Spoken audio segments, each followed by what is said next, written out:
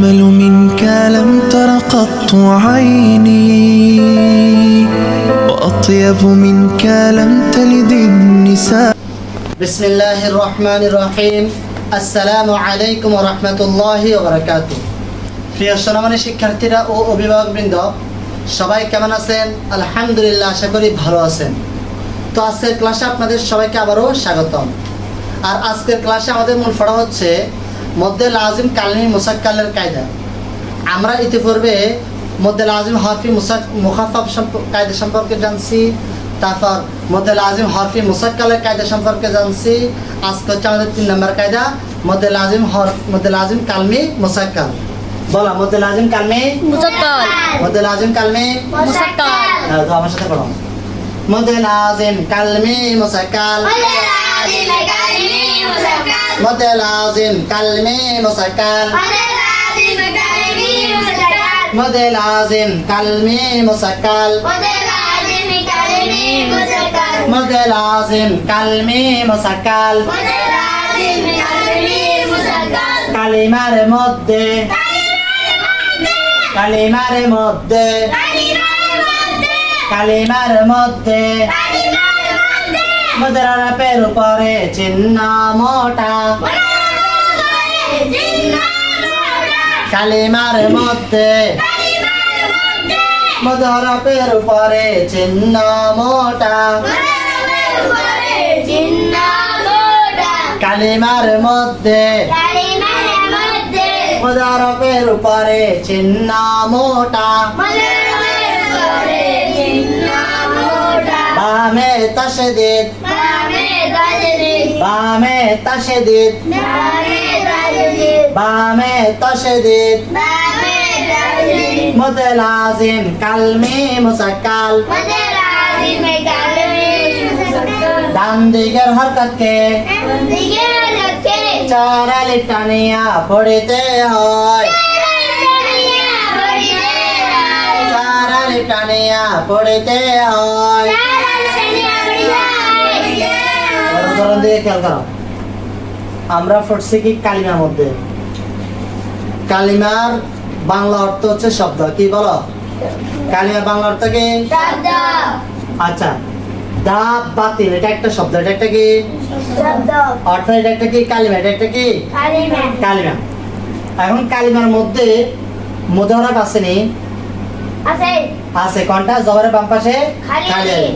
দেখো তাহলে জবরের বাম পাশে খালি আলিফ আছে, উপরে মোটা চিহ্ন আসেনি, বামে তাসদীদ আসেনি। তাহলে এই ডান দিকে হরকত কি আছে? জবর। হরকত কি আছে? এই জবরটাকে কত আলিফ টানবো আমরা? 4 আলিফ। হ্যাঁ, দাব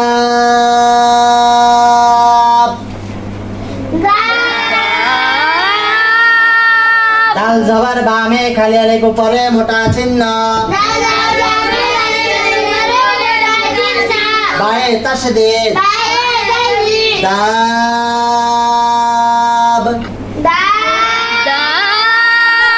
জবর বা দাব্বা তা 2 দের 3 দাব্বাতিন। এবার দেখো এটার মধ্যে খেয়াল করো। এটা একটা কালিমা, এটা একটা কি কালিমার মধ্যে মুদারাব আসেনি? জবরের বাম পাশে খালি মুদারাব, উপরে মোটা চিহ্ন আসেনি, বামে তাসদীদ আসেনি। তাহলে ডান দিকে হরকত জবরকে কত আলিফ টানবো? হ্যাঁ, দদে জবর বামে খালি আলিফ উপরে মোটা চিহ্ন। বামে তাসদীদ দল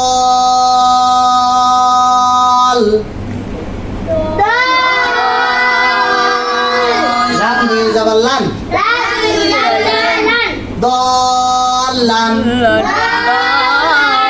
আচ্ছা, ওয়াকফা করো। যদি ওয়াকফা করো তাহলে দলা, বুঝতে পারছে? এই লাইনটা উপরে অন্য কায়দায় যাবো। দাও মদ্দে লাজিম কালমি মুসাক্কাল। কালিমার মধ্যে মুদার আরবের উপরে চিহ্ন মোটা। বামে তাশদীদ মদ্দে লাজিম কালমি মুসাক্কাল। ডান দিকের হরকতকে চার আলিফ টানিয়া পড়িতে হয়।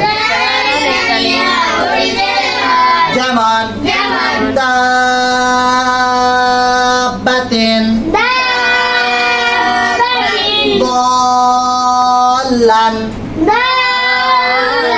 বুঝা আসছে?